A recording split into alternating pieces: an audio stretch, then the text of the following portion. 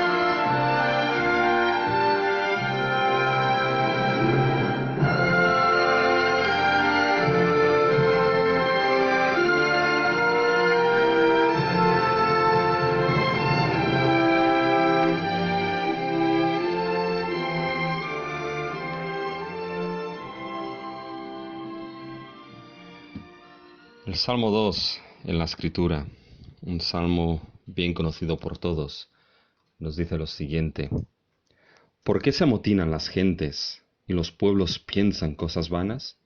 Se levantarán los reyes de la tierra y príncipes consultarán unidos contra Jehová y contra su ungido, diciendo: rompamos sus ligaduras y echemos de nosotros sus cuerdas. El que mora en los cielos se reirá, el Señor se burlará de ellos. Luego hablará a ellos en su furor y los turbará con su ira. Pero yo he puesto mi rey sobre Sión, mi santo monte. Yo publicaré el decreto. Jehová me ha dicho: mi hijo eres tú. Yo te engendré hoy. Pídeme y te daré por herencia a las naciones, y como posesión tuya los confines de la tierra. Los quebrantarás con vara de hierro, como vasija de alfarero los desmenuzarás. Ahora pues, oh reyes, sed prudentes. Admitid amonestación, jueces de la tierra. Servid a Jehová con temor, y alegraos con temblor. Honrad al Hijo, para que no se enoje y perezcáis en el camino, pues se inflama de pronto su ira. Bienaventurados todos los que en él confían. Y ciertamente es un salmo, mis hermanos, que juntamente con el Salmo 1 son los dos salmos que nos abren la puerta a todo el Salterio, a todo el libro de los salmos en la Escritura. Y es un salmo que pone dos conceptos que siempre van unidos a lo largo de la revelación bíblica: el concepto de rey y el concepto de hijo. El salmo nos dice que aquí Dios ha establecido sobre Sión, sobre su santo monte, a su rey escogido. Y ese rey escogido es aquel que Dios mismo ha decretado: mi hijo eres tú. Es un salmo que llama, evidentemente, a honrar al Hijo, y que determina que aquellos que confían en el Hijo son bienaventurados. Cuando miramos este salmo a la luz del progreso de la revelación bíblica, evidentemente nos está hablando de aquel que es el Hijo de Dios por excelencia, nuestro Señor Jesucristo. Aquel que es el Rey de Reyes, escogido por Dios, y aquel que es el Hijo de Dios desde la eternidad misma. Cristo es el Rey que Dios ha puesto sobre Sión. Cristo es el Hijo de Dios, que el Salmo llama a honrar, y que el Salmo determina que son bienaventurados todos aquellos que honran y confían en Jesucristo. Y hay un himno, mis hermanos, que es un himno que todos conocemos, que nos dice básicamente que debemos honrar y adorar a nuestro Rey. Y el único Rey que tenemos para honrar y adorar es nuestro Rey Jesucristo.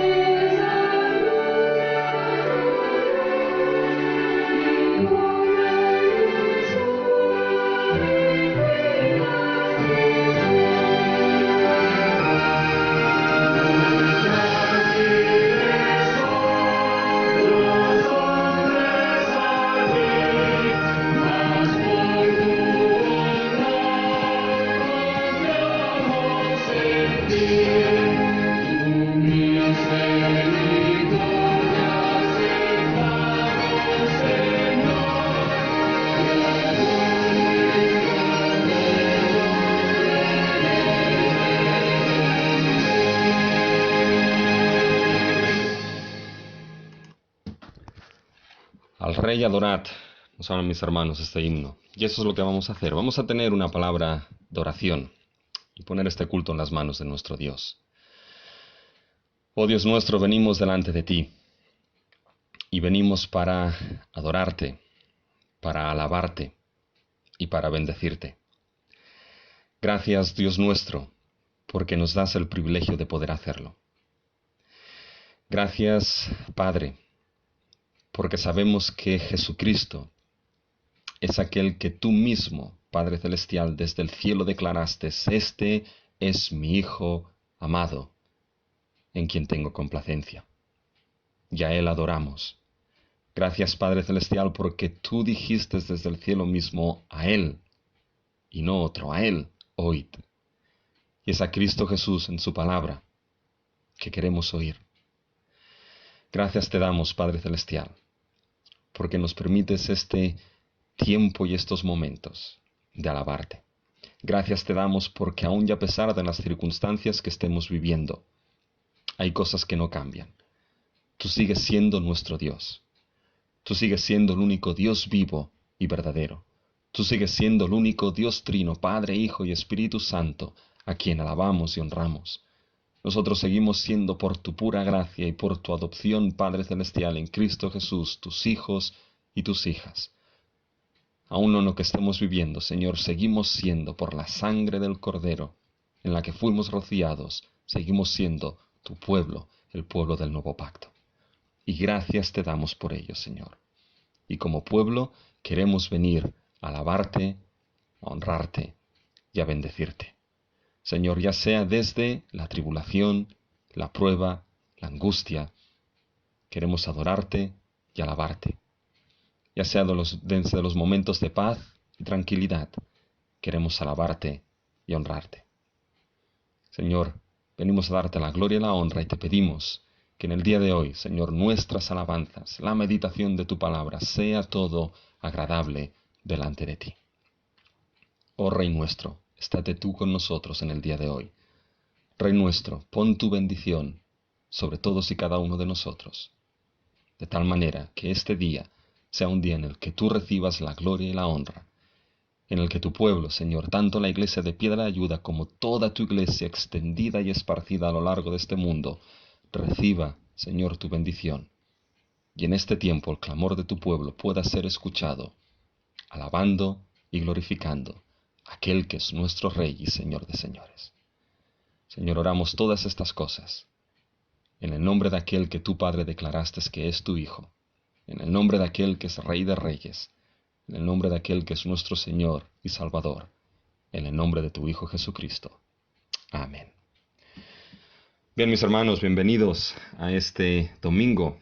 Un domingo que, aunque no lo parezca, es Domingo de Ramos. Sé que la situación es un tanto extraña, sé que quizás se nos pasa el hecho de que es Domingo de Ramos, pero hoy es Domingo de Ramos, mis hermanos, y la verdad es que quiero darles la bienvenida tanto a los miembros de Piedra de Ayuda, que están ahora asistiendo a ese culto, como a otros que puedan escuchar y visitarnos a la distancia, dar la bienvenida, y nos damos la bienvenida siempre en Piedra de Ayuda diciéndonos que Dios nos ama y nosotros hacemos lo posible. Y más, y mucho más en este tiempo, intentamos hacer lo posible. Tengo algunos anuncios para darles. Si tienen el boletín en sus manos, van a ver, mis hermanos, que es un boletín que viene cargado de motivos de oración, y es que la situación que estamos viviendo requiere que tengamos mucha más oración por determinadas situaciones, y hermanos, debemos seguir orando, y todos lo saben, por el secretario de la UEB, Daniel Bañuls, y su esposa Esther, el padre de Esther, Fernando Salelles, falleció. Así que debemos orar por ellos. Orar también por David Barceló. Él es el pastor de la IEG, la Iglesia de la Gracia en San Andreu, y es el hijo también de Josep y Margarita, que son pastores en Manresa. La suegra de David, Pilar, está grave e ingresada en la UCI de Vall d'Hebron por temas de coronavirus, y tanto la cuñada como la esposa de David están también en una situación grave, porque han detectado que ahora tienen principio de neumonía. Se las han llevado ya 3 veces a lo que es urgencias, y ayer supe que David volvía a llevarlas, así que vamos a orar por ellos y su familia, que Dios en su gracia tenga misericordia de ellos y ponga su paz sobre ellos. Tenemos otros muchos hermanos en nuestra congregación que están en situación complicada, como por ejemplo Fanny, su familia. Fanny está bien, pero su familia está pasando momentos difíciles. Liliana y su hija con Samuel, nuestra hermana María Sánchez Arnao, Francisco Sáez, que tuvo una recaída, aunque está mejor, su esposa Fanny. Eh, Tenemos varios hermanos que debemos orar por ellos, hermanos que siguen saliendo a trabajar y que están expuestos, Fanny, Nelly, Carmen Tomasa, tenemos también a Karen, tenemos a Elvin, tenemos a Pamela, es decir, oremos por todos ellos, estoy seguro que hay muchos otros y quizás se me escapan, pero tengamos a esos hermanos que tienen que seguir saliendo a trabajar, que el Señor los guarde y los cuide, al igual por nuestros hermanos mayores de la congregación, tengámonos también en oración, mis hermanos, y en definitiva, tengámonos los unos a los otros en estos momentos en oración. Eh, Dos anuncios que son importantes. Bueno, ayer ya nos dieron 15 días más de cuarentena, ya, a falta de unos cuantos, pues 15 días más tenemos, así que nos vamos hasta el 26 de abril. Eso implica, hermanos, que debemos seguir teniendo paciencia. Oremos los unos por los otros para que el Señor nos dé paciencia durante este tiempo y la prueba de nuestra fe, como nos dice Santiago, produzca paciencia en nosotros para que seamos cabales y perfectos sin que nos pase, sin que nos falte cosa alguna. Es decir, toda esta situación, hermanos, pongámonos en las manos de Dios para que Dios la use, esta prueba, para ayudarnos a crecer en madurez, tanto personal como creyentes, como también como iglesia. Y nuestra iglesia, pues gracias a Dios va bien, pero debo serles sinceros, las facturas y todo sigue llegando, sé que nadie es ajeno a esto, así que yo sé que todos y cada uno de los miembros de Piedra Ayuda son responsables en esto, pero simplemente mis hermanos no nos olvidemos de lo que es la importancia también de la mayordomía. Nuestra iglesia tiene que seguir manteniéndose, sustentándose. Por la situación que quizá nos vendrá con esa crisis económica, vamos a tener que hacer un énfasis importante en lo que es la obra social y en la ayuda de los santos. Así que, hermanos, sigamos siendo responsables en nuestra mayordomía, en nuestra ofrenda, y aquellos hermanos que quieran guardarla la pueden guardar, que quieran hacer transferencia pueden hacerlo, pero cada uno como Dios ponga en su corazón, sigamos siendo responsables en esto para con nuestra iglesia. Y después es importante también saber que el retiro de nuestra iglesia, que era a finales de mayo, pues lo hemos tenido que cancelar por razones obvias. Hablé con Andreas y Andreas me comentó que probablemente por cancelaciones en la situación van a tener que cerrar todo lo que es el Bargantí en Rosas hasta, hasta julio probablemente. Y después no tienen claro cuáles serán los requerimientos que se les pedirán a los hoteles para que puedan volver a abrir. Así que por esta razón hemos tenido que cancelar el retiro de iglesia y Andreas me pidió que por favor orásemos por su familia porque él está en Rosas, pero su esposa quedó confinada en Alemania. Así que están separados, pueden verse evidentemente por videollamada y videoconferencia, pero no pueden estar juntos y nos pidió evidentemente que orásemos por ellos y los tuviésemos en oración. Y eso es lo que vamos a hacer, hermanos. Estoy seguro que hay otras muchas cosas, pero básicamente estos son los anuncios y acuérdense, ya sabía, hay otra cosa que me olvido. La semana que viene es Semana Santa y aunque estemos en la distancia, mis hermanos, pues vamos a intentar hacer algunos pequeños cultos de Semana Santa, es decir, vamos a tener algunas reflexiones. El jueves vamos a tener nuestra reunión de oración a las 7. El Viernes Santo vamos a tener también una pequeña reflexión basada en Isaías 53 a las 7, todo esto les llegará. El sábado, que es el segundo día, vamos a tener una reflexión en Mateo sobre la ironía del silencio del segundo día, porque entre la crucifixión y la resurrección algo pasó, mis hermanos, es importante conocerlo. Y el domingo a las 11 tendremos nuestro culto del domingo de resurrección. Así que todo esto les irá llegando esta semana, porque aun y cuando estemos separados, conviene, hermanos, que sigamos meditando y recordando en lo que es esos eventos históricos que cambiaron la historia y que son los eventos históricos más grandes que se produjeron y que se van a producir. La crucifixión de nuestro Señor Jesucristo y la resurrección de nuestro Señor. Así que todo esto les irá llegando. Pero tenemos una lectura, mis hermanos, una lectura que está muy relacionada con este domingo de hoy, domingo de Ramos, que la tenemos en el profeta Zacarías. El profeta Zacarías en el capítulo 9, en los versículos del 9 al 11. Zacarías escribió lo siguiente, ahí siendo inspirado y guiado por el Espíritu Santo. En Zacarías 9, del 9 al 11, podemos leer lo siguiente. Alégrate mucho, hija de Sión. Da voces de júbilo, hija de Jerusalén. He aquí, tu rey vendrá a ti, justo y salvador, humilde y cabalgando sobre un asno, sobre un pollino hijo de asna. Y de Efraín destruiré los carros y los caballos de Jerusalén, y los arcos de guerra serán quebrados. Y hablará paz a las naciones, y su señorío será de mar a mar, y desde el río hasta los fines de la tierra. Y tú también por la sangre de tu pacto serás salva. Yo he sacado tus presos de la cisterna en que no hay agua. Un texto precioso. Alégrate, oh hija de Sión, porque tu rey vendrá justo, salvador y humilde. Un rey cuyo reino será un reino de paz a las naciones y un reino que se extenderá de mar a mar y desde el río hasta los fines de la tierra. Un reino que será inaugurado precisamente por la sangre del pacto por el cual será salva. Fíjense, mis hermanos, que evidentemente esto acaba cumpliéndose en Cristo, que es nuestro Rey, quien derramó su sangre, la sangre del nuevo pacto, en aquella cruz, para hablar de paz y salvación a las naciones. Y es que en la cruz, mis hermanos, hay poder, poder para salvar, hay poder para anunciar esa salvación y esa paz a todas las naciones. Es precisamente la siguiente canción que sé que sabemos si podemos entonar, que es precisamente el poder de la cruz.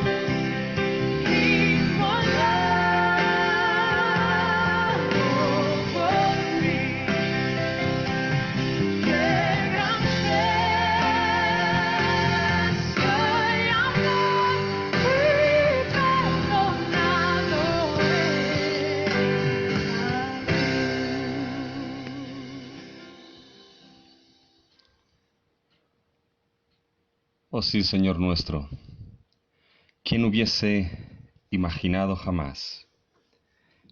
¿Quién hubiese pensado, nuestro Señor, que en una cruz habría la mayor manifestación de tu poder? Señor, un poder que es el mismo poder que tú desplegaste en la creación misma. Lo desplegaste, Dios nuestro, en aquella cruz del Calvario.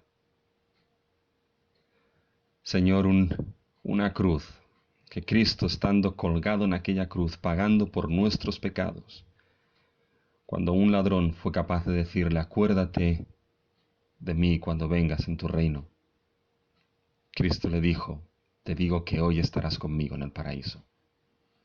El Cristo crucificado tuvo todo el poder y la autoridad como Rey victorioso en aquella cruz de decirle a aquel ladrón, te digo que hoy estarás conmigo en el paraíso. Gracias te damos, Señor, por esa cruz.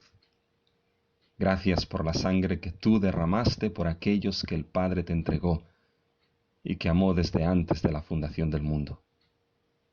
Gracias te damos por la tumba vacía. Gracias, Padre, porque tú levantaste victorioso a tu Hijo de la muerte, como el principio de la nueva creación. Y gracias porque sabemos que Él es el primer fruto, las primicias de aquellos que resucitaremos y llegaremos, Señor, a la redención total, a la adopción final. Señor, te damos la gloria y la honra por ello. Y Señor, ahora queremos seguir orando en este tiempo de prueba, en este tiempo de dificultad, en este tiempo de tribulación. Queremos seguir orando, Señor, por este mundo que tú amaste y por esto diste a tu Hijo, para que todo aquel que en Él cree no se pierda, mas tenga vida eterna.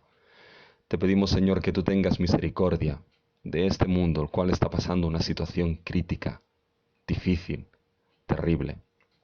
Queremos pedirte por los gobernantes que sigas dándoles sabiduría, que sigas guiándoles para saber cómo lidiar y tratar con esta situación, y a nosotros, como hijos tuyos, Señor, sabiendo que ellos sobran para el bien nuestro, que ellos sobran, Señor, como siervos tuyos, cuando buscan el bien de la sociedad, nosotros podamos, Señor, estar sujetos a ellos y a sus peticiones, Señor.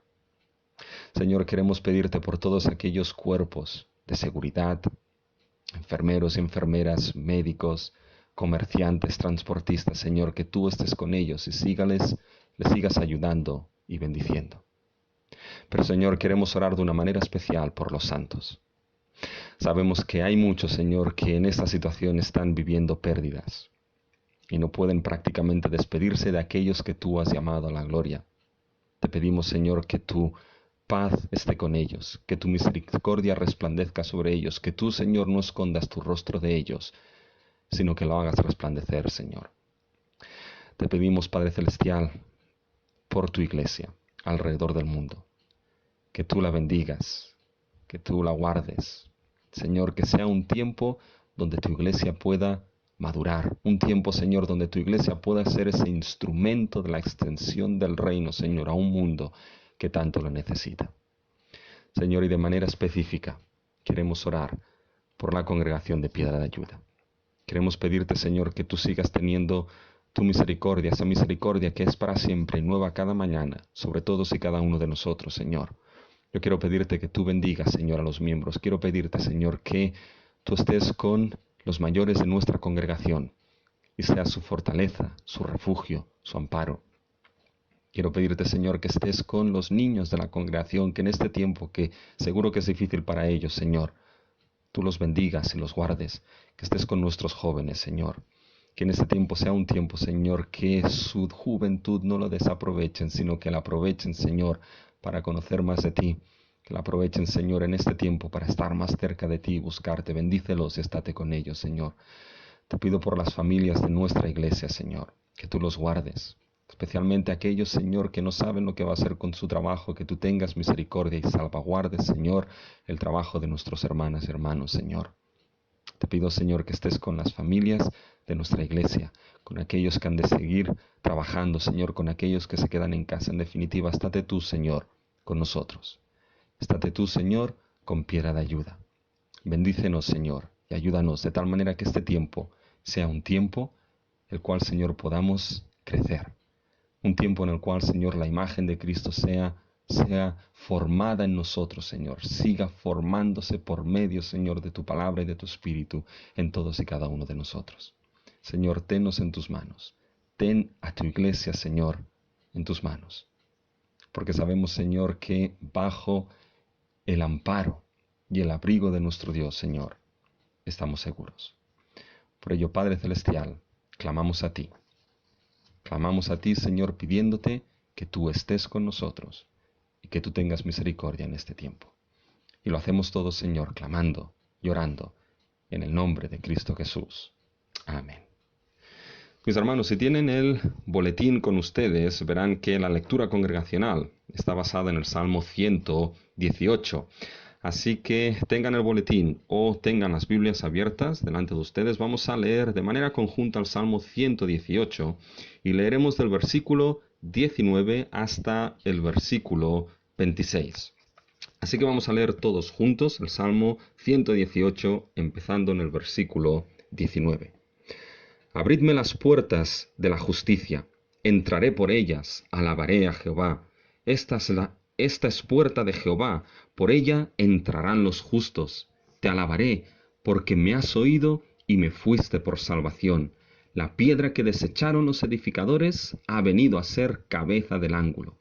De parte de Jehová es esto, y es cosa maravillosa a nuestros ojos. Este es el día que hizo Jehová, nos gozaremos y alegraremos en él. Oh Jehová, sálvanos ahora.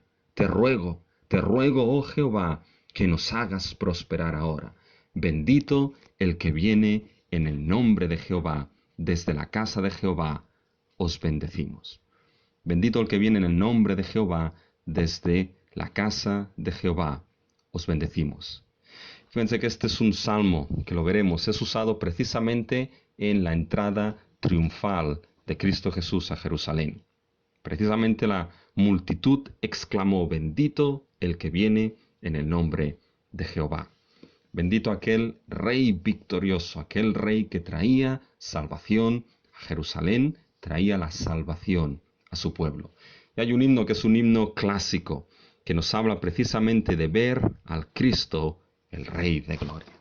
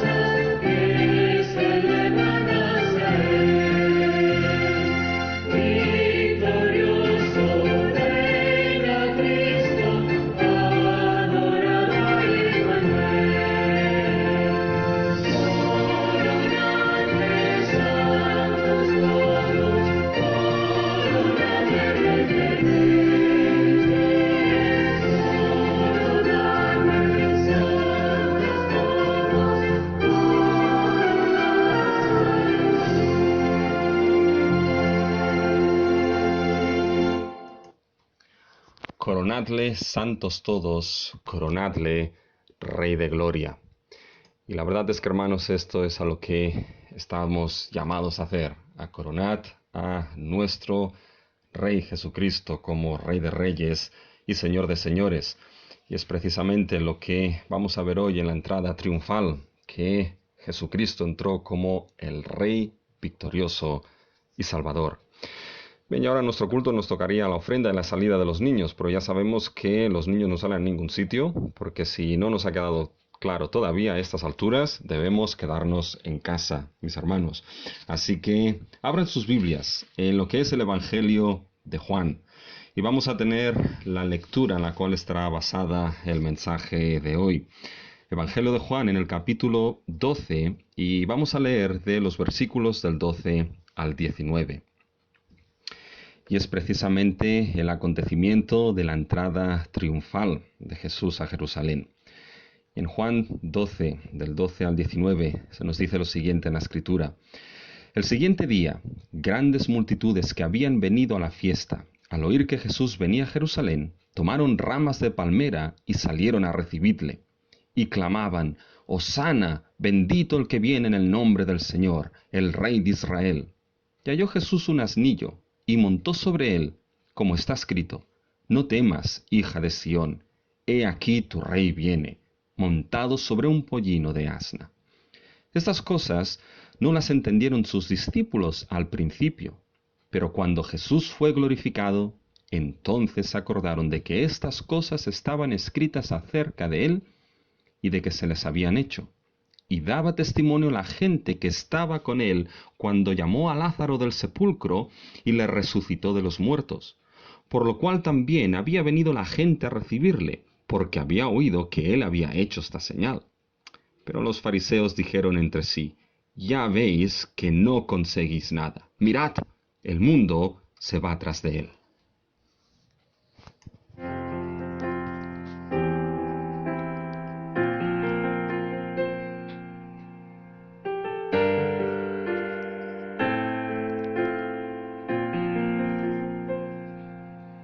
Señor, mi redentor y roca, gran tesoro de mi corazón, mi Dios, como tú no hay otro, solo en ti hay gozo y salvación.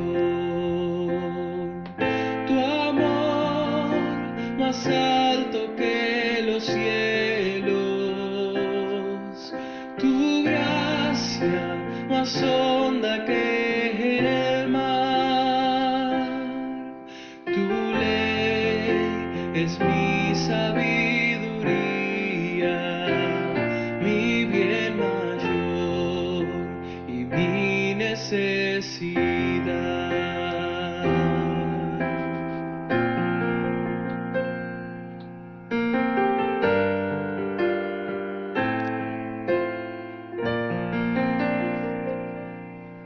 Señor, mi redentor y roca, de mi vida, fuerte defensor. Señor, tú eres mi espada contra el mal, mi escudo protector.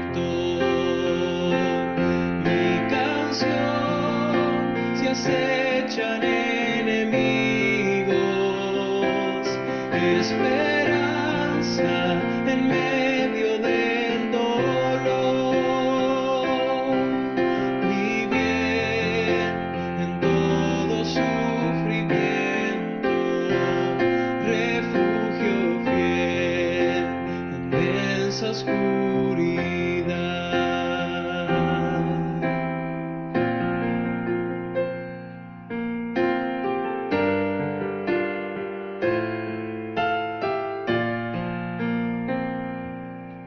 Señor, mi redentor y roca, de mi ruina, dulce Salvador.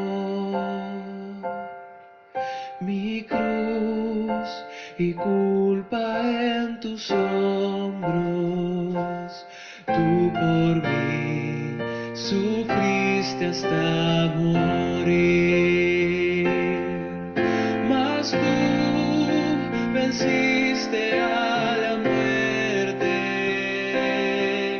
En ti encuentro libertad, mas tú venciste a la muerte. En ti encuentro libertad, Señor, mi Redentor y roca. Quiero vivir mis días para ti. Quiero vivir mis días para ti.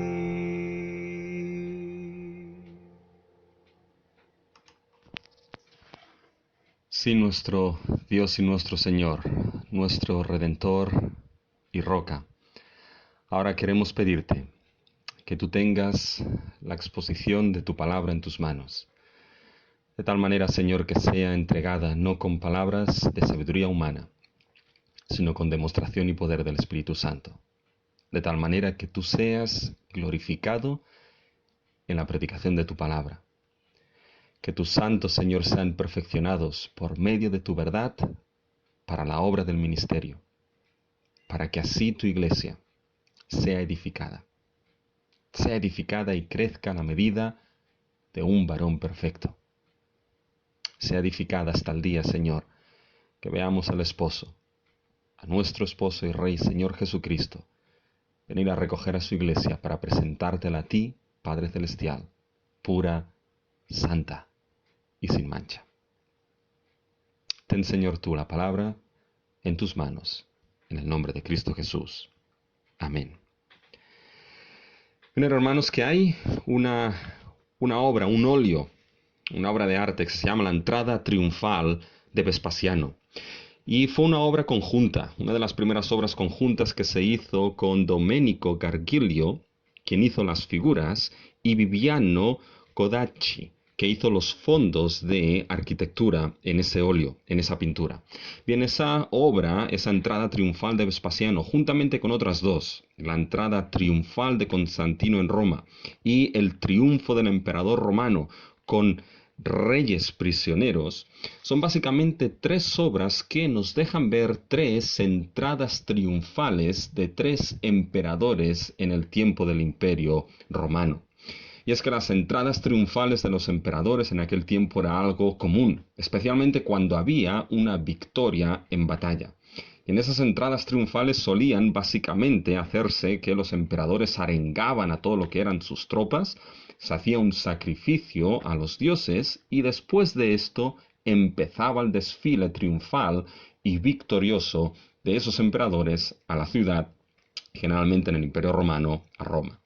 Y eran unas entradas triunfales las cuales se hacían en caballo, mostrando todo lo que era el poderío militar y victorioso del emperador y de todas sus tropas. Fíjense que las entradas triunfales era algo común en el primer siglo, y nos encontramos que la Escritura nos describe en los 4 evangelios una entrada triunfal que honestamente es totalmente distinta a esas entradas triunfales de los emperadores del Imperio Romano, y es una entrada triunfal que supera en creces la victoria, el poderío y la majestad de las entradas triunfales de aquellos emperadores. Estamos hablando, mis hermanos, de la entrada triunfal de Cristo Jesús a Jerusalén. Una entrada triunfal totalmente distinta a la de esos emperadores, pero una entrada triunfal que hablaba también de victoria, de reino y de salvación. Y esto lo vemos en el Evangelio de Juan, en el capítulo 12, en los versículos del 12 al 19. Así que tengan sus Biblias abiertas en este Evangelio. en el capítulo 12 de Juan, en los versículos del 12 al 19. Y antes de pasar al análisis y exposición de nuestro texto, hay un par de cosas que son importantes que tengamos en mente. Fíjense, el texto de Juan 12, del 12 al 19, describe, como hemos dicho, esta entrada triunfal de Jesús a Jerusalén. Y este evento histórico aparece narrado en los 4 evangelios. Aparece en los 3 evangelios sinópticos, Mateo, Marcos y Lucas, y también aparece en el evangelio de Juan. Ahora bien, es importante notar que Juan es el único de los evangelios que narra este acontecimiento de una manera totalmente diferente a los otros 3 evangelios sinópticos. En los otros evangelios, Mateo, Marcos y Lucas, la narración de la entrada triunfal en los 3 es más o menos similar. Es la que podemos tener cada uno de nosotros en mente. Aun y cuando existen diferencias, ¿ya? Lo cierto es que tanto Mateo como Marcos y Lucas narran esta entrada en un orden de acontecimientos parecido. Jesús manda a unos de sus discípulos a que desaten un pollino atado. Jesús les dice que si alguien les comenta por qué están haciendo esto, digan que el Señor lo necesita. Después los discípulos obedecen y traen ese pollino de asna a Jesús. Jesús se monta en el pollino y entra a Jerusalén, mientras la multitud con palmas le aclaman diciendo: Hosana, el que viene en el nombre del Señor. Fíjense que este es el orden que aparece, aun y cuando hay algunas diferencias entre Mateo, Marcos y Lucas, básicamente siguen todos ellos este orden similar. Ahora bien, cuando vamos a Juan, verán que Juan cambia totalmente el orden. De hecho, Juan menciona primero que la multitud fue a encontrar a Jesús y primero la multitud le aclamó: bendito el que viene en el nombre del Señor. Y después de esa aclamación, o durante esa aclamación, es cuando Jesús se sube al asnillo. Fíjense que así aquí el orden en Juan es inverso al de los otros evangelios. Y eso es algo característico.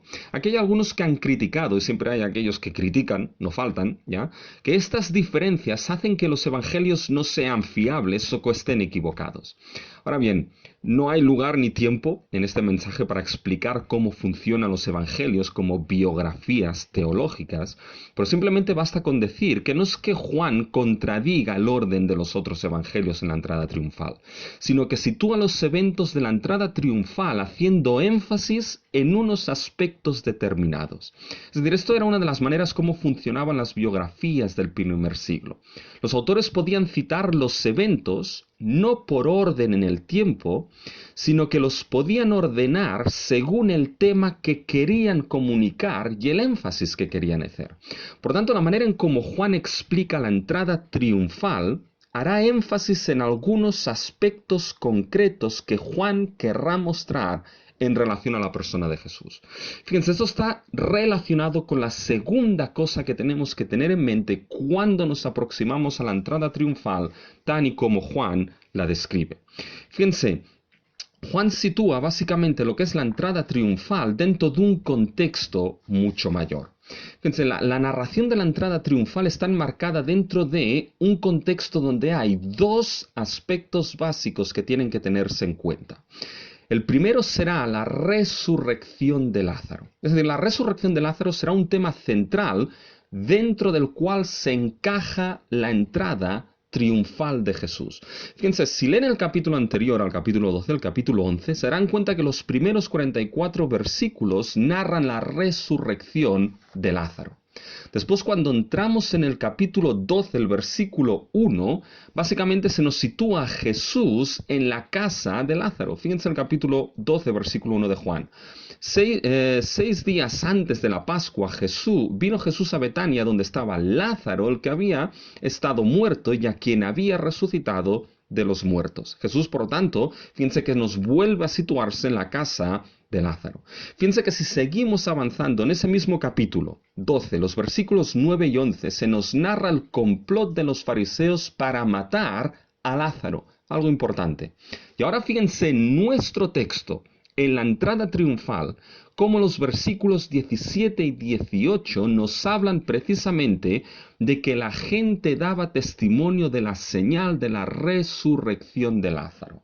Por tanto, fíjense cómo la entrada triunfal está encajada dentro del tema de la resurrección de Lázaro, que Juan describe ¿Cómo qué? Fíjense cómo lo describe en el versículo 18 de Juan 12. Lo describe como esta señal. Por lo cual también había venido la gente a recibirle porque había oído que él había hecho esta señal. Esta señal se refiere básicamente a la resurrección de Lázaro. Y esta palabra señal es clave en el Evangelio de Juan porque Juan a lo largo de su Evangelio menciona varias señales hechas por Jesús. Y la última señal que se menciona es la resurrección de Lázaro. Ahora bien, las señales en el Evangelio de Juan actúan como señales que, por ejemplo, podemos encontrar en las autopistas. Nos indican y anuncian algo que está por venir. Pues bien, las señales en el Evangelio de Juan nos indican y anuncian la última señal de todas, que será la muerte, resurrección y ascensión de Cristo. La cruz y la tumba vacía.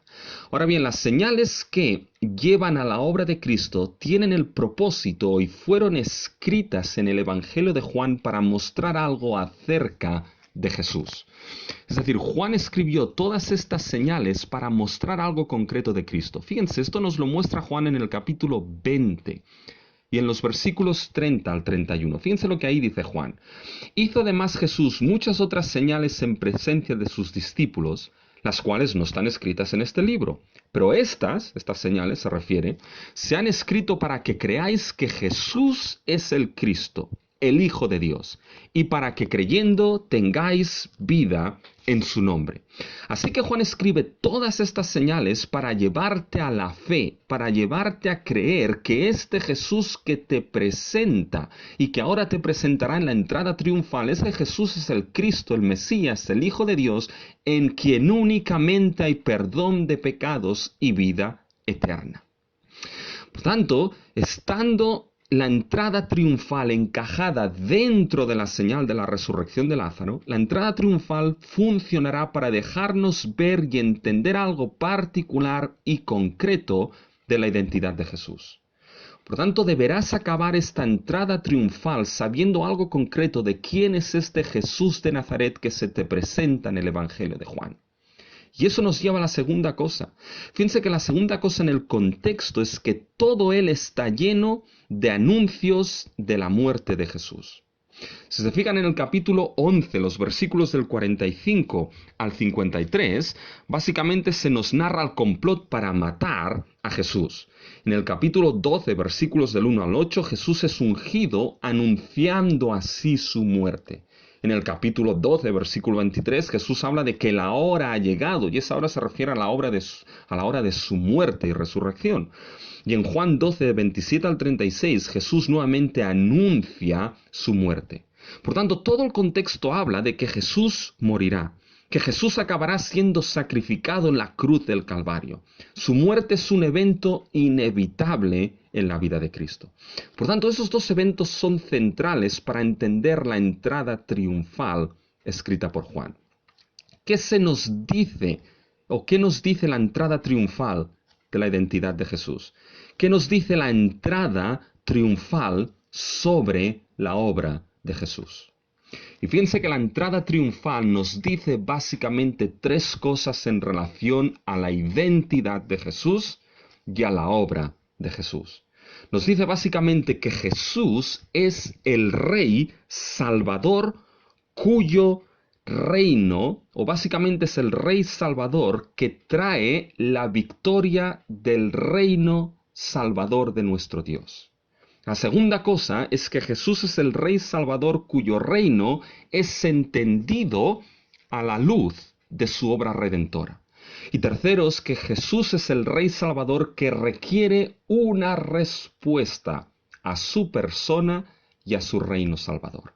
Fíjense, esas son las tres cosas que se destacan en la entrada triunfal. Fíjense, vamos primeramente al primer punto. La entrada triunfal nos va a mostrar de la identidad de Jesús, que Jesús es el Rey Salvador, quien trae la victoria del reino de salvación de nuestro Dios. Y como Rey Salvador, Jesús es primeramente el Rey legítimo que trae la victoria del reino de salvación. Fíjense, esto lo vemos en los versículos del 12 al 15. Si se fijan, estos versículos se sustentan sobre dos grandes citas que provienen del Antiguo Testamento.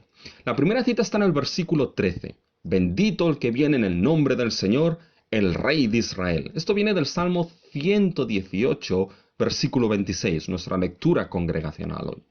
La segunda está en el versículo 15. No temas, hija de Sión, he aquí tu rey viene montado sobre un pollino de asno. Esto viene de Zacarías 9:9, que ha sido otra lectura en nuestro culto de hoy.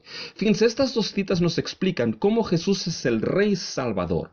Porque si se fijan a bote pronto, las dos citas hablan de rey, hablan de realeza. Fíjense el versículo 13, el Rey de Israel. Fíjense en el versículo 15, he aquí tu rey viene. Eso lo veremos ahora.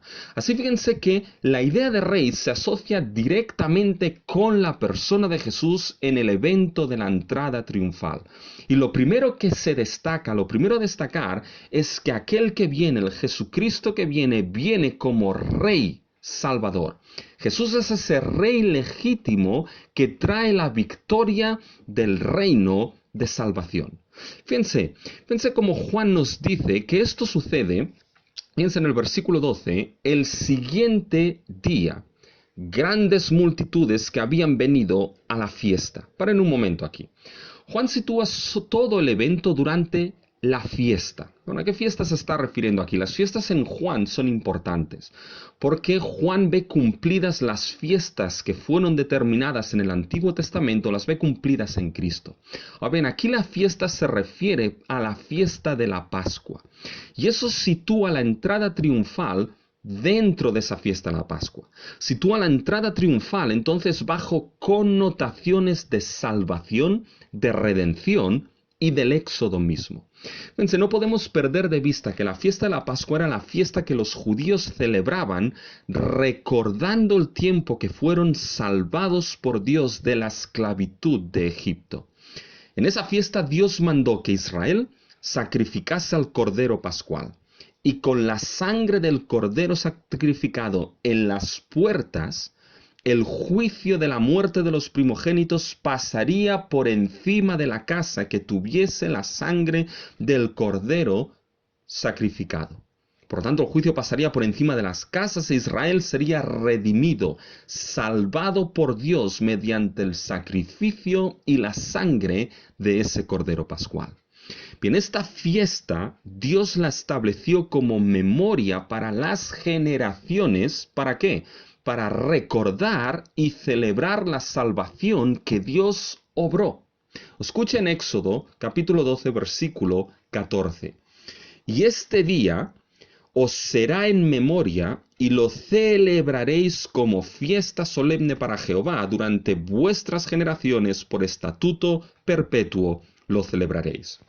Pues bien, esa celebración es la que encontramos en el Evangelio de Juan, y esto sitúa todo el contexto de la entrada triunfal en la fiesta que recordaba y anunciaba la gran salvación que Dios trajo a favor de su pueblo en el Antiguo Testamento.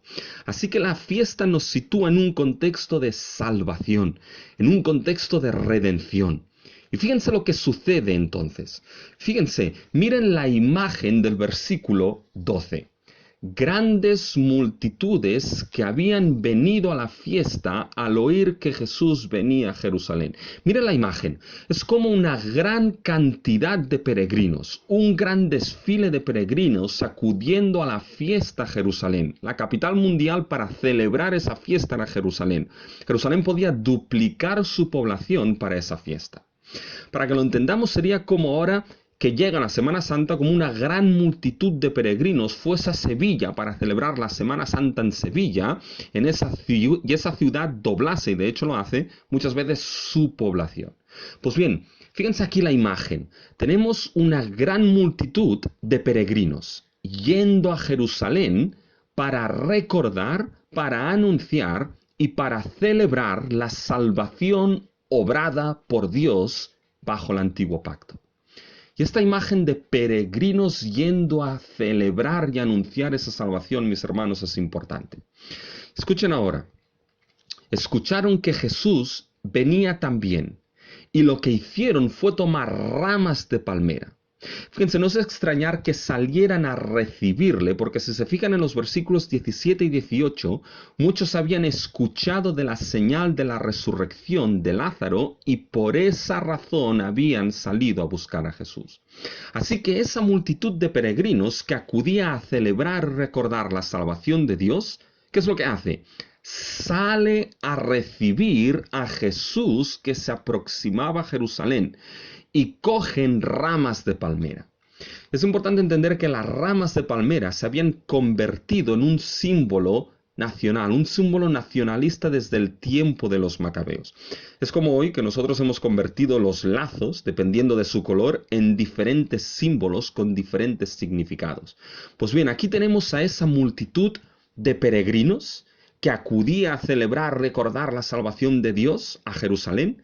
Esa multitud sale a recibir a Jesús, que se aproximaba a Jerusalén, y cogen ramas de palmera, ese símbolo, y proclaman mientras Jesús se acerca a Jerusalén: bendito el que viene en el nombre del Señor, Rey de Israel. ¿Se dan cuenta? Lo reconocen como Rey de Israel. Sin duda alguna, esa afirmación era una afirmación con tonos nacionalistas grandes. Pero aquí la pregunta es, ¿qué tipo de rey era Jesús? Y fíjense, no quiero que pierdan la imagen de estos versículos que hemos estado mencionando. No quiero que pierdan de vista la imagen de esa gran multitud de peregrinos que acudía a celebrar y recordar la salvación de Dios a Jerusalén.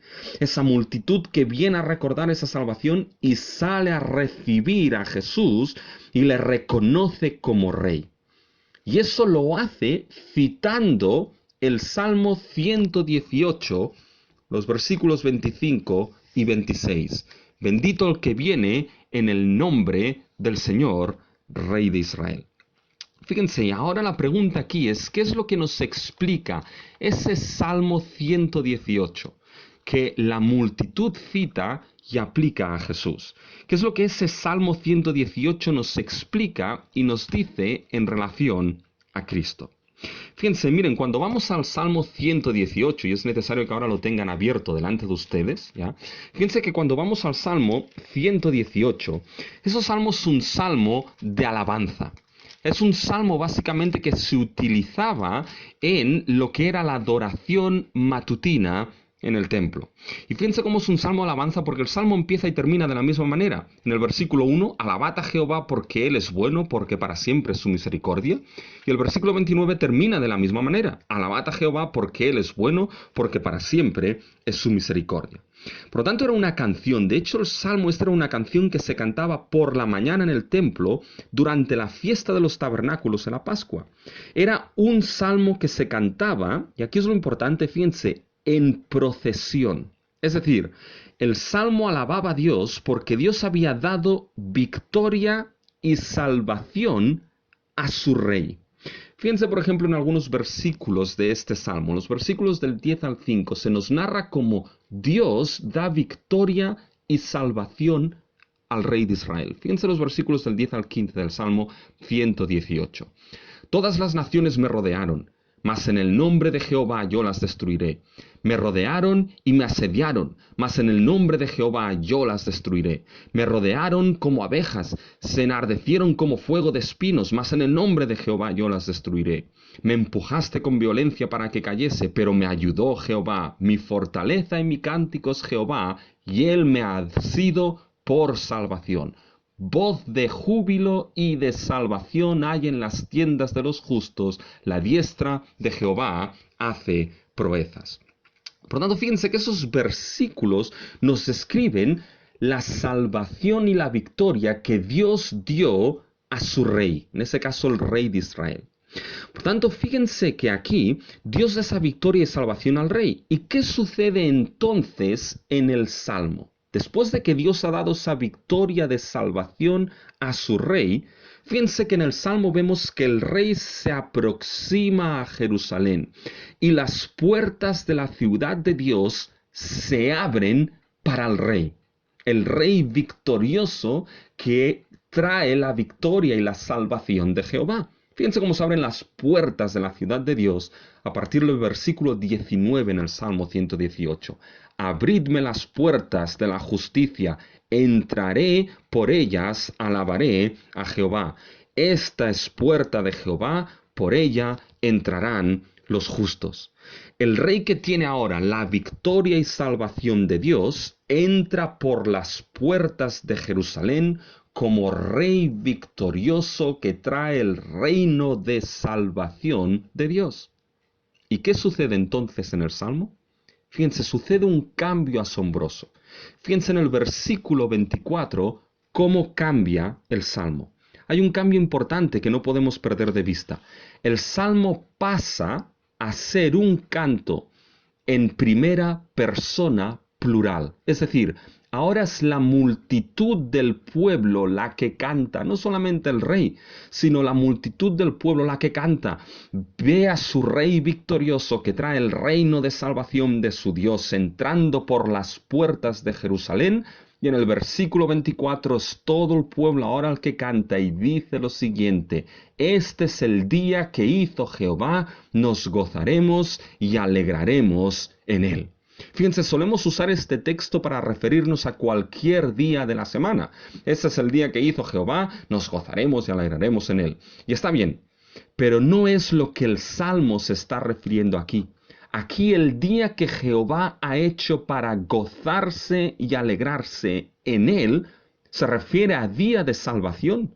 La multitud en el Salmo ve al rey que tiene la victoria y la salvación de Dios aproximarse y entrando por las puertas de la ciudad santa, y la multitud se goza porque ese es día que la salvación de Jehová llega en su rey victorioso. Por eso el pueblo puede exclamar a partir del versículo 25, oh Jehová, sálvanos ahora, te ruego, oh Jehová, que nos hagas prosperar ahora. Bendito, aquí se refiere al rey, bendito el que viene en el nombre de Jehová, desde la casa de Jehová os bendecimos. Fíjense que el pueblo pide por salvación porque la salvación de Dios ha llegado en su rey, que es bendito el que viene en el nombre o bajo la autoridad de Jehová. ¿Autoridad para qué, mis hermanos? Si pensamos en el contexto del Salmo, autoridad para traer esa victoria de la salvación de Dios, para cumplir el clamor de ese pueblo: sálvanos ahora, te ruego. El pueblo tenía la esperanza de la salvación de su Dios porque veía al rey que había recibido la victoria y salvación, y ese rey traía esa salvación por parte de Dios. Eso es lo que el Salmo explica. Y fíjense ahora en Juan. Es precisamente lo que vemos aplicado a Jesús, como el rey que tiene la victoria y salvación del Salmo. Jesús se aproxima a Jerusalén, las puertas son abiertas para Cristo y la multitud vio la victoria de salvación en Cristo. ¿Dónde? ¿Dónde vio esa victoria de salvación? Fíjense, no olviden que muchos supieron de la señal de la resurrección de Lázaro. La resurrección de Lázaro es una muestra de la victoria de Cristo sobre la muerte, la victoria del reino de salvación sobre el reino de la muerte, la victoria del perdón sobre aquel que murió por sus pecados. Jesús, como el rey que tiene la victoria y salvación de Dios, se acerca a Jerusalén y como en el Salmo una multitud lo recibe y proclama: bendito el que viene en el nombre del Señor, Rey de Israel. Si se fijan, Juan menciona Rey de Israel, algo que el Salmo no menciona, pero nos deja ver que ese Jesús que entra en Jerusalén es el último y definitivo Rey que trae la salvación definitiva para su pueblo. Es el Rey que cumple la victoria y la salvación anunciada en el Salmo 118. Ningún rey de la historia de Israel, ningún rey de la historia del mundo jamás llegó a cumplir esa victoria y salvación que el Salmo 118 proclama. Solamente aquel a quien se aplica, que es Jesucristo. La imagen de Juan es preciosa, porque aquí vemos a Jesucristo, el Rey Salvador, llevando a una multitud que con el Salmo 118 no solamente entona que Cristo es Rey, sino que se goza en ese día, el día de salvación de nuestro Dios. Es la imagen preciosa de ver a Jesús como Rey Salvador, llevando a una multitud en el día de salvación. Esa entrada triunfal te muestra algo. Te muestra que Jesús es el Rey legítimo que sobre sus hombros y persona sustenta la victoria y salvación de Dios. Ningún otro que no sea Jesucristo sustenta de manera legítima la victoria y la obra salvadora de Dios. No encontrarás ningún rey, ningún príncipe, político, líder religioso, filósofo en este mundo que sustente la legitimidad de la victoria y de la salvación de Dios. Porque para eso Jesucristo cruzó las puertas de Jerusalén. Cruzó para traer la victoria del reino de salvación. Pregúntate, ¿por qué se llama la entrada triunfal? Porque la entrada anuncia el triunfo de la salvación de Dios en Cristo. Muchos críticos han acusado a Jesús y dicho que Él fue quien se lo montó el asunto para cumplir las profecías. Pero aquí es la multitud de peregrinos quien lo proclama, no es Jesús quien se lo monta. Cuando las puertas de Jerusalén se abrieron y el canto del Salmo 18 se entonó, era el anuncio que el día de salvación de Dios había llegado, y en ese día nos gozaremos y alegraremos. El día de salvación en el que una gran multitud de peregrinos será llevados al último éxodo de salvación había llegado. Y estoy seguro que tienes muchos días en los que gozarte en tu vida. El día de tu matrimonio, el día de tu nacimiento, del nacimiento de tus hijos, el día que te graduaste. Pero si hay un día en el que debes gozarte y alegrarte, un día en el que debemos gozarnos y alegrarnos, es el día que Cristo trajo la victoria del reino de salvación a nuestras vidas. Y esa entrada triunfal te muestra algo, que el día de la salvación última y definitiva para el ser humano llegó con la venida y el reino de Cristo Jesús. Y quizá te preguntas, ¿qué tipo de reino de salvación trajo Cristo? ¿De qué reino estamos hablando? Y fíjense que aquí el Rey Salvador, Cristo, no solamente es el Rey legítimo que trajo la victoria del reino de salvación, sino que es el Rey legítimo que trae un reino distinto a los de este mundo. Fíjense cómo esto lo vemos en los versículos del 14 al 15. Miren lo curioso. Después de la aclamación de la multitud, Jesús hace algo, y aquí es donde Juan se desvía de los evangelios sinópticos. Juan sitúa el montar en el pollino después de la aclamación de la multitud. Y ese pollino evidentemente es un hijo, un de esto de asna. ¿Ya? Yo cuando era pequeño pensaba que un pollino era un pollo pequeño. Pero evidentemente no tiene mucho sentido esto en el texto, ¿ya? Así que fíjense que aquí lo que hace Juan es situar cómo Jesús sube, se sienta en el pollino después de la aclamación de la multitud usando el Salmo 118. Y la pregunta es, ¿por qué este orden en el Evangelio de Juan? Fíjense que la multitud había tomado ramas de palmera. Y hemos dicho que esto era un símbolo nacionalista, por lo que entendían que Jesús como rey venía a traer un reino de salvación, pero básicamente un reino de salvación nacional, un reino de salvación política, incluso un reino de salvación militar. Eso es lo que los judíos tenían en mente. Finalmente el reino de Dios haría que el pueblo de Israel tomase el lugar que le tocaba y Roma y el resto de naciones estarían puestos bajo sus pies. Por tanto, la visión era la de un reino de salvación política, nacional, militar. Y lo cierto es que nuestro mundo no está tan lejos de esta visión. Las naciones piensan en reinos o bien políticos, o bien sociales, o bien militares. Ahora, según el tiempo, el reino que se requiere es uno u otro. El gobierno que se requiere es uno u otro. Cuando la situación social es complicada, el gobierno o reino que se reclama es el reino de medidas sociales. Cuando la situación política es caótica, el reino o gobierno que se demanda son gobernantes que reclamen otro tipo de políticas, otro tipo de gobernantes. Y así ha sido a lo largo de la historia de la humanidad desde el día que el ser humano en Génesis 3 decidió pecar contra Dios y rechazar su reino y gobierno de paz y orden. Pero si hay algo que no puede malentenderse, es el tipo de reino de salvación que trajo Cristo. ¿Por qué? Porque el reino gobierno que trajo está estrechamente relacionado con la necesidad principal del ser humano. En Juan 3, cuando Nicodemo se acercó, Jesús le dijo, de cierto te digo, de que si no nacieses de agua y espíritu, no podrás entrar en el reino de los cielos. Es importante entender qué tipo de reino trajo Cristo, porque está bien relacionado con la necesidad principal que todo ser humano tiene. Fíjense, el hecho que sea después de la aclamación de la multitud que Jesús se sentase sobre el pollino de asno, ¿ya? Es la manera en cómo Jesús, y Juan narrándolo en este orden, es la manera en cómo se explica el tipo de reino de salvación que Jesús había venido a traer.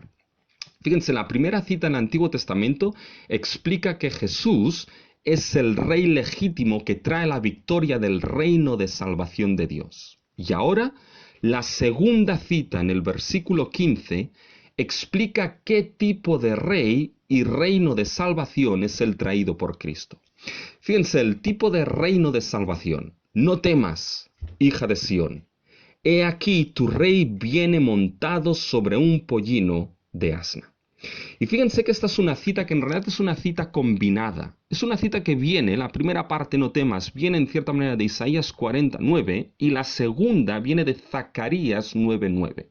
Fíjense, déjenme que me centre en la cita de Zacarías 9:9. Fíjense, en Zacarías la cita inicia una sección en la que el rey de Sión o Jerusalén llama a la hija de Sión.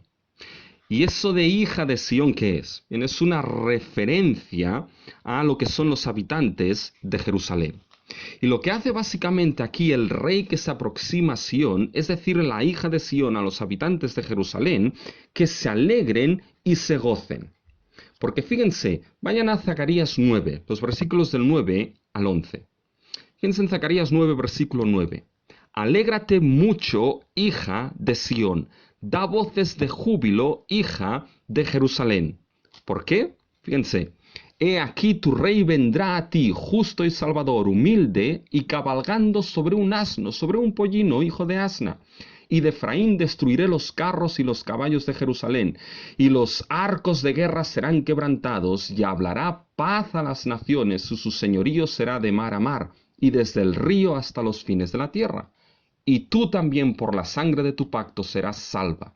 Yo he sacado tus presos de la cisterna en que no hay agua. ¿Por qué el gozarse y alegrarse? Porque el rey viene, un rey que es justo y salvador y humilde.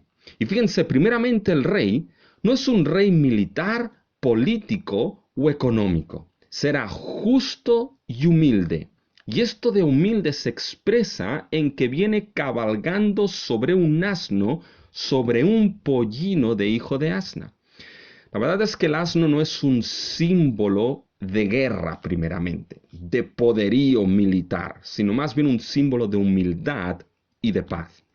Aunque los asnos pueden ser muy asnos, ¿ya? Nadie se iría a la guerra con un asno. Aunque yo sé que nuestra legión tiene como mascota una cabra, ¿ya? Y es mono, pero la verdad es que no asusta mucho, ¿ya? Y si a mí me ponen en medio de una batalla y me dan a escoger que me quede con la cabra o que me quede con el tanque, les soy sincero que me quedo con el tanque y no con la cabra. Pero fíjense que el asno no era símbolo de guerra, el caballo es el símbolo de guerra y de poder en la batalla. Así que es un reino y rey que no viene como militar ni políticamente. Y su reino será un reino, fíjense, no marcado por la violencia, sino por la paz y la libertad. Fíjense, es lo que aparece en los versículos 10 y 11. Hablará paz a las naciones y su señorío será de mar a mar y desde el río hasta los fines de la tierra. Y hablará de salvación. ¿Se dan cuenta? Las imágenes aquí son de paz, no hay guerra, y son de salvación y libertad. Ahora bien, fíjense cómo esa salvación vendrá dada en el versículo 11 de Zacarías 9. Y tú también por la sangre de tu pacto serás salva. Es decir, aun y cuando no es militar, sí que habrá derramamiento de sangre. Y esa sangre del pacto será la que traerá esa salvación y paz anunciada a las naciones. Fíjense que con esto, aplicado por Juan a Cristo sobre un pollino de asna, Jesús está mostrando algo. Jesús está mostrando a aquella multitud que le aclamó como rey victorioso y salvador, como rey que traía el reino de salvación de Dios. Ahora Cristo subiendo sobre el pollino de asna y citando Zacarías aquí por parte de Juan, ¿qué es lo que está mostrando? Cristo básicamente está mostrando aquí qué tipo de reino de salvación viene a traer. Un reino de salvación que no tiene nada que ver con un reino de poderío militar, de poderío político, de poderío económico. Aun y cuando Dios es descrito en la Biblia como un guerrero, y Cristo es descrito también como un guerrero que trae la victoria final, en especial en su segunda venida, aquí no es así. Su reino, gobierno y su realeza vendrán caracterizadas por la humildad. Ese reino de salvación implicará un acto de humildad por parte de Jesucristo. Así que su reino no implicará un acto de orgullo político, tampoco un acto de inyectar bonos económicos para el bien económico o para el bienestar económico de la sociedad, tampoco implicará el despliegue de fuerzas militares.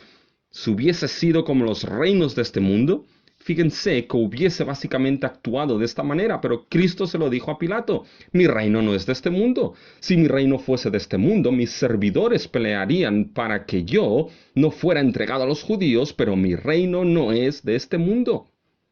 No será con todo esto, no será un reino de salvación y victoria con poder político, militar o económico. No, su reino vendrá marcado por la humildad.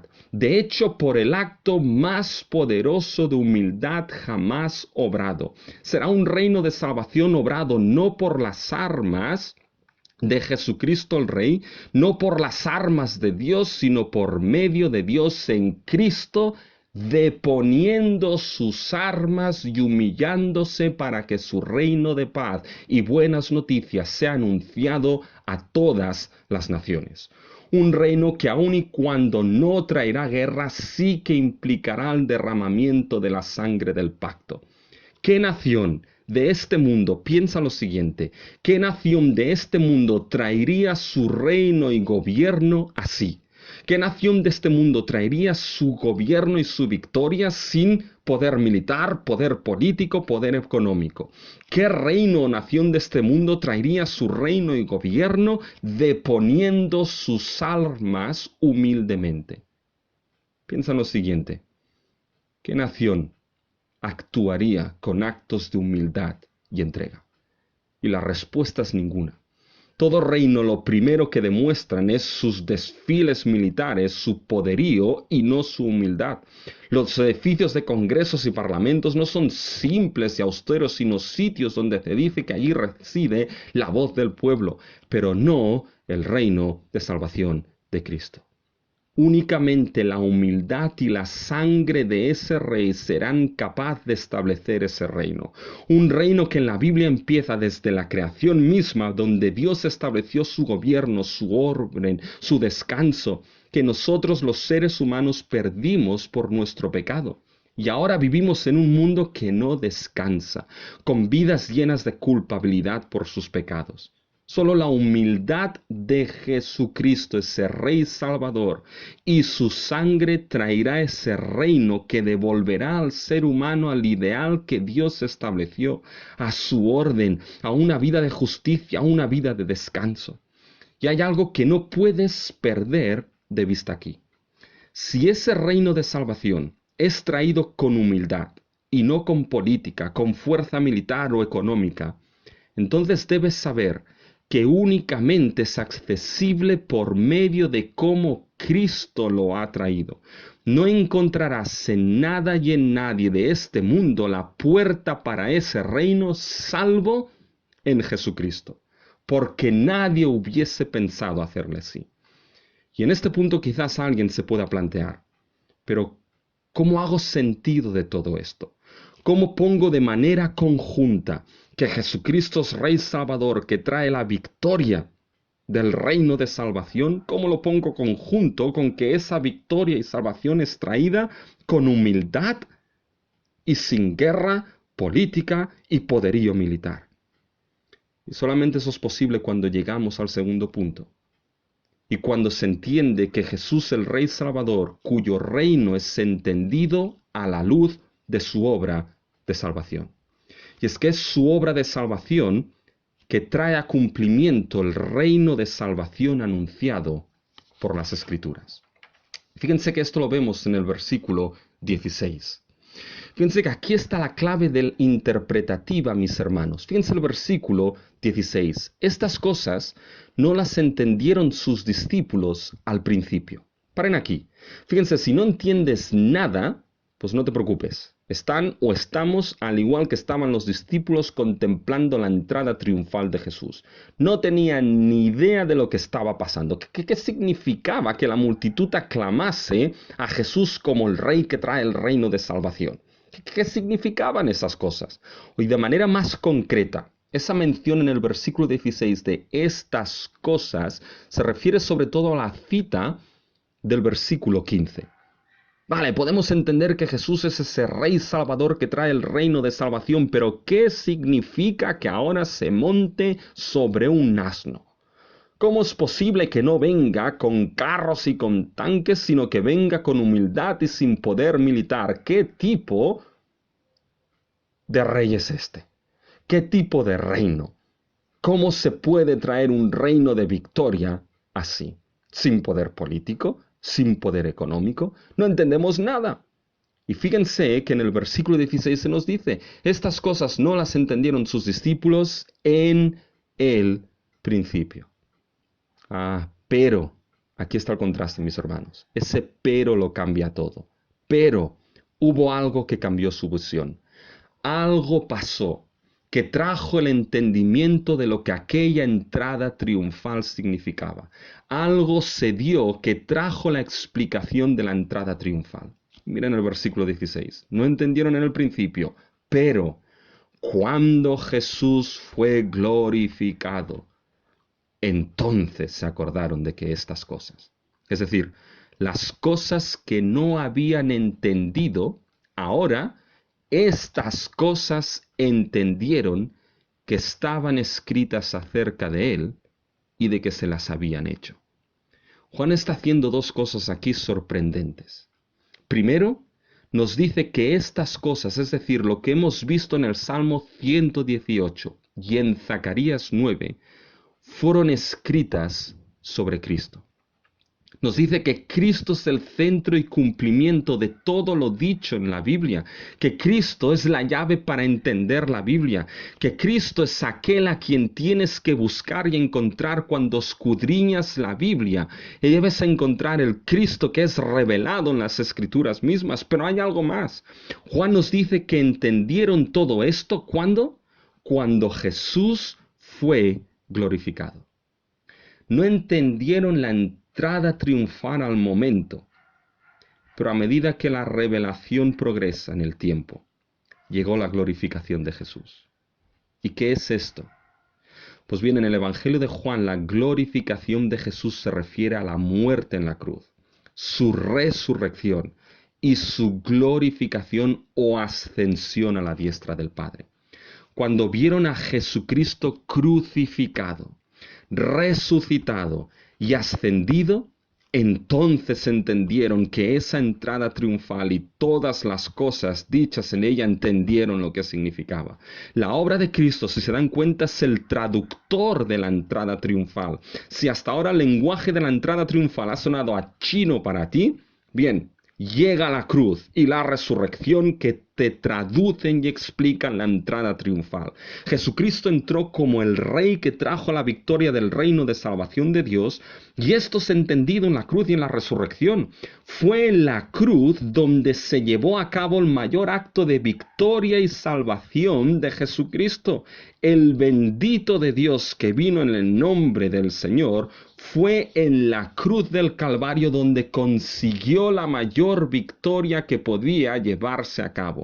Jesucristo entró triunfante por las puertas de Jerusalén para llevar a cabo la victoria de la cruz y la resurrección. Cristo venció en aquella cruz en tres aspectos. Consiguió la victoria sobre el pecado. No sobre su pecado, sino sobre el tuyo. El pecado es una ofensa y crimen contra Dios. Tu pecado, mi pecado es un crimen contra Dios. Y ser pecadores nos hace criminales, enemigos de Dios. Un crimen cuya sentencia es la muerte misma. Lázaro murió por su propio pecado. Cristo murió a consecuencia del tuyo. En esa cruz, cargando la culpa de tus pecados, Jesucristo en aquella cruz sufrió la ira y el juicio de Dios en el lugar que nos tocaba a nosotros. Y el perdón de pecados fue llevado a cabo mediante la sangre del nuevo pacto que Cristo derramó en aquella cruz, como la sangre del Cordero Pascual. En el Éxodo, la sangre del Cordero de Dios fue derramada en aquella cruz. Y por la sangre del pacto eres salvo y perdonado. En esa cruz venció al diablo mismo. La simiente de la mujer aplastó la cabeza de la serpiente misma en aquella cruz. Y en esa cruz se venció a la muerte. La muerte que nosotros debíamos morir por nuestro pecado, Él, el Rey Salvador, la murió en tu lugar en aquella cruz. Esta es la razón por la cual Cristo es la vida eterna, quien fue capaz de llamar a Lázaro de la muerte misma, quien fue capaz de decirle, Lázaro, sal fuera, y Lázaro volvió de la muerte. Esa es la victoria del Rey Salvador y del reino de salvación en la cruz. Ese es el poder de la cruz. Pero Jesucristo crucificado resucitó al tercer día. La tumba quedó vacía. La muerte no pudo sostener al Hijo de Dios, quien resucitó victorioso y ascendió al Padre. Y los discípulos, cuando fueron testigos de esto, entendieron la entrada triunfal y todo lo que se decía de Jesús en ella cuando vieron a Jesús glorificado. Entonces entendieron que estas cosas se habían escrito de Él y se le harían a Él. ¿Te das cuenta? La cruz y la resurrección te dan la explicación de la entrada triunfal. Pero al mismo tiempo, lo que se muestra es que la entrada triunfal es el anuncio, el anticipo de que la cruz y la resurrección serán el mayor triunfo del reino de Dios sobre esta tierra. Es la cruz y la tumba vacía donde ves a Jesús como Rey victorioso y como Rey Salvador. Es donde puedes ver el mayor despliegue del poder del reino salvador de Dios. Cristo muriendo y Cristo resucitando para el perdón y salvación de los suyos. E hizo esto en el mayor acto de humildad jamás obrado. La humildad de, siendo mayor que todos, dejarlo todo, dejar su gloria, empobrecerse para enriquecernos con el perdón y la paz divina a nosotros que fuimos sus enemigos.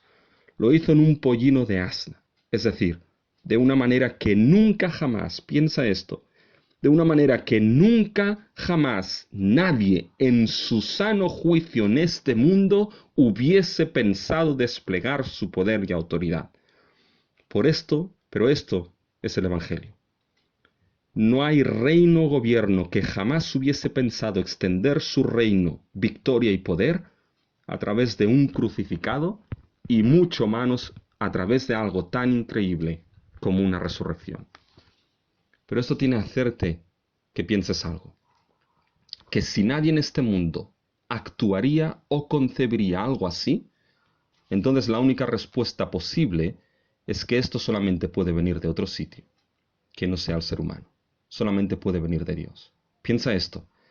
El Evangelio sigue extendiéndose a lo largo de este mundo y la proclamación del Cristo crucificado, su sangre del nuevo pacto derramada para perdón de pecados y su resurrección sigue extendiendo el reino de salvación de nuestro Dios a toda nación. No hablamos de una religión, sino del Evangelio del Cristo crucificado y resucitado que sigue cambiando vidas y haciéndolas nuevas, que sigue perdonando los pecados más oscuros, quitando la culpabilidad, dando paz, esa paz de haber sido reconciliados con Dios, un señorío de Cristo que se extiende de mar a mar y seguirá hasta el fin, hasta el día que ese Rey Salvador que entró triunfante en Jerusalén y fue glorificado una semana más tarde, hasta el día que este Rey volverá. Como hemos leído en Zacarías, y ahora lean esto a la luz de quién es Cristo. y su señorío será de mar a mar y desde el río hasta los fines de la tierra, y tú también por la sangre de tu pecado serás salvo. ¿Te das cuenta? No puedes contemplar la entrada triunfal en Juan sin contemplarla a través de la obra de Cristo. La obra de Cristo explica la entrada triunfal. Es la obra de Cristo la que trae el cumplimiento de ese reino de victoria y salvación anunciado en la Biblia. Y cuando esto es explicado por Juan, cuando Jesús fue glorificado y esto fue entendido, entonces hay una tercera cosa. Y es que Jesús el Rey Salvador requiere una respuesta a su persona y a su reino de salvación. Y aquí solamente hay dos tipos de respuesta. Una respuesta de incredulidad. Fíjense los versículos del 17 al 19.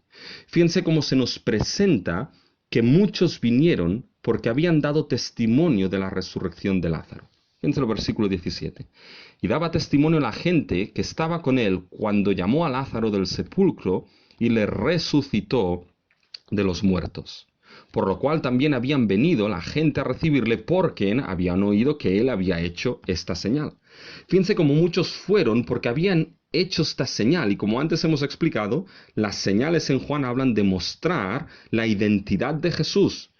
Estas han escrito para que creáis que Jesús es el Cristo, el Mesías, el Hijo de Dios, y para que creyendo tengáis vida en su nombre. En la Biblia el concepto de rey que hemos visto va siempre ligado al concepto de Hijo de Dios y al concepto de Mesías o Cristo. Pero fíjense, frente a este acontecimiento de la entrada triunfal, frente a este clamor de la multitud que declaraba que Jesús era el Rey victorioso, que traía el reino de salvación, frente a la evidencia que ese evento declaraba que llegaba el día de salvación que Dios había hecho y que llevaría a multitud a salvación, enfrente de todo esto los fariseos, que son los que primeramente hubiesen tenido que entender lo que la Escritura decía, y como ahora se veía cumplido en Cristo, fíjense lo que dijeron. Fíjense el versículo 19. Pero los fariseos dijeron entre sí, ya veis que no conseguís nada. Paren un momento aquí. ¿Qué decían ellos mismos? Entre ellos mismos se decían, ya veis que no conseguís nada. Bueno, esto tiene que ver con los versículos 9 al 11. Fíjense lo que se nos dicen en los versículos 9 al 11. Gran multitud de los judíos supieron entonces que él estaba allí. Y vinieron no solamente por causa de Jesús, sino también para ver a Lázaro, a quien había resucitado de los muertos. Pero los principales sacerdotes acordaron dar muerte también a Lázaro, porque a causa de él muchos de los judíos se apartaban y creían en Jesús. Habían acordado matar a Lázaro para que la gente no siguiese a Jesús. Pero ahora, ¿qué es lo que sucede? La multitud, por causa de la señal de Lázaro, seguía a Jesús y encima ahora le proclamaba como el rey que traía el reino de victoria y salvación. Es como si se dijese que les ha salido el tiro por la culata. Pero las palabras de los fariseos, ya veis, no conseguís nada, son una proclamación clara de incredulidad en su vida.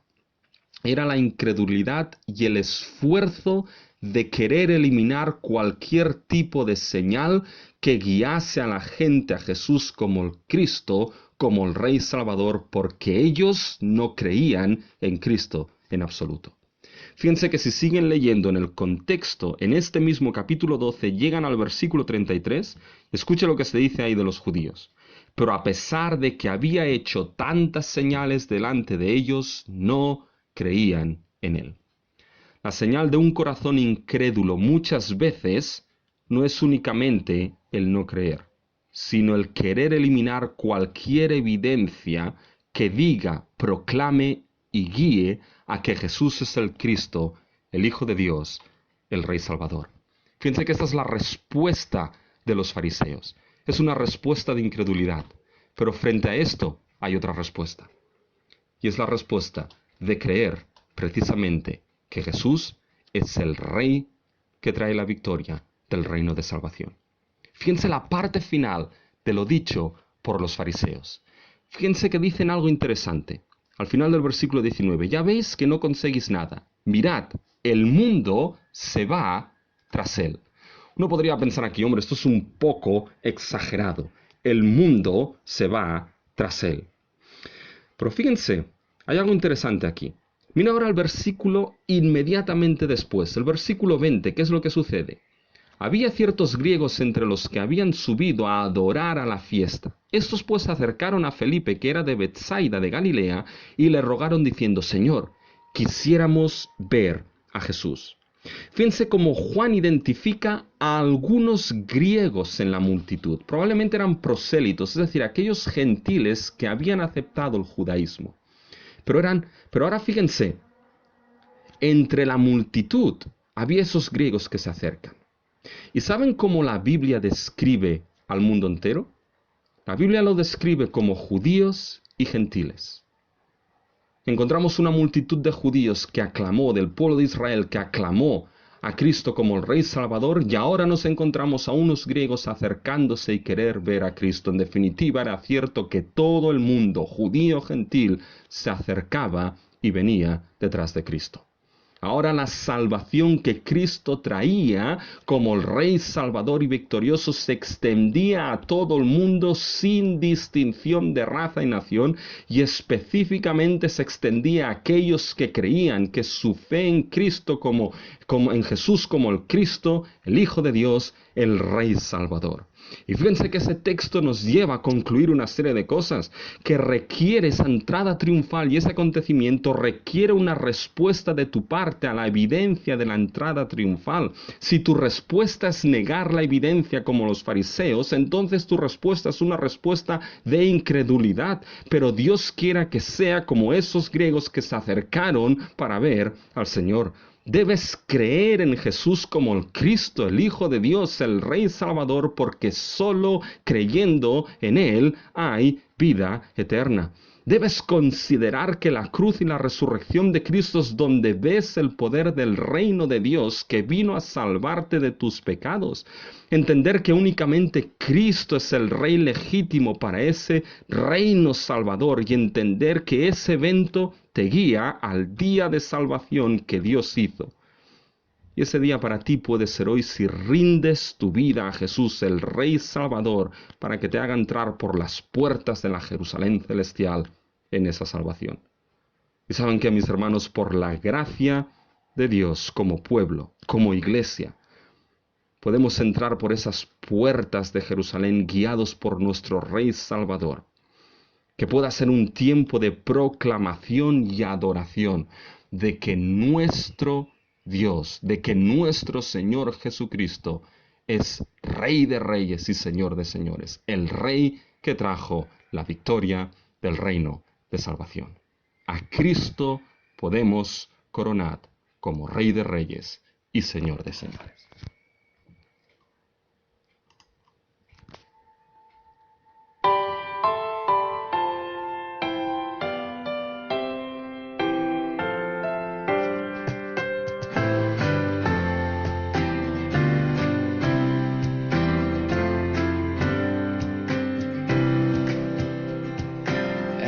Cristo coronado, divino Salvador.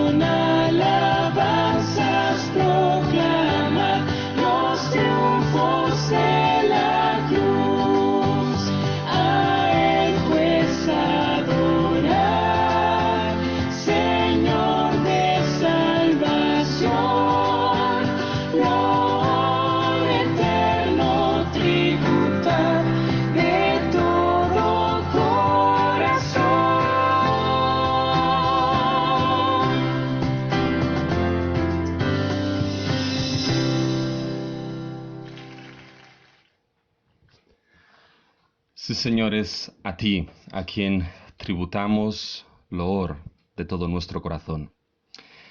Es a ti, nuestro Señor Jesucristo, que coronamos como Rey de Reyes y Señor de Señores. Oh Señor, tú entraste por Jerusalén, por las puertas como Rey triunfante. Entraste como aquel Rey determinado por Dios Padre para traer la victoria del reino de salvación. Y lo hiciste de una manera que nunca nadie en este mundo hubiese imaginado. Lo hiciste con el poder de esa humildad manifestado de una manera gloriosa en la cruz. Lo hiciste dando tu vida por aquellos que no lo merecíamos. Derramaste tu sangre para perdón de pecados que eran una ofensa directa a quien eres tú. Pero gracias porque de esta manera extendiste paz y salvación a todo aquel que cree. Señor, te pedimos que como pueblo tuyo podamos gozarnos y alegrarnos en ese día de salvación. Pero pedimos que en tu gracia, Señor nuestro, para muchos otros pueda ser día de salvación. Muchos otros puedan alegrarse y gozarse en entender que cuando Cristo entró triunfante por Jerusalén para triunfar en la cruz y en la resurrección, para anunciar la salvación a todas las naciones, para que su señorío se extienda de mar a mar y desde el río hasta los fines de la tierra. Así que recibe nuestra alabanza y nuestra adoración. Y ahora te pedimos, Señor, que tú nos bendigas y nos guardes, que tú hagas resplandecer tu rostro sobre nosotros y tengas de nosotros misericordia, que tú alces tu rostro, Señor, y pongas paz en nosotros y nos bendigas, que te lo pedimos todo en el nombre de Cristo Jesús. Amén. Bien, hermanos, el Señor les bendiga muchísimo, pero evidentemente no podemos despedirnos sin anunciar los cumpleaños de este mes. Y es que tuvimos un cumpleaños y fue el cumpleaños de Giel, el 30 de marzo. Y sí, pudimos hacerlo, intentamos inventarnos las mayorías de cosas que pudimos y se nos pasaron por la cabeza para poder celebrar el cumpleaños de nuestro hijo. Pero en este mes, el 30 de marzo, tuvimos el cumpleaños de Giel, así que aprovechen para mandarle algún mensajito, alguna llamadita, que estará contento porque siempre nos decía, es que ahora no puedo salir y qué va a pasar con mi cumpleaños. Pues bueno, lo celebramos, pero si pueden enviar algún mensajito, alguna llamadita, estaría contento. Así que vamos a celebrar el cumpleaños feliz de Giel en este mes.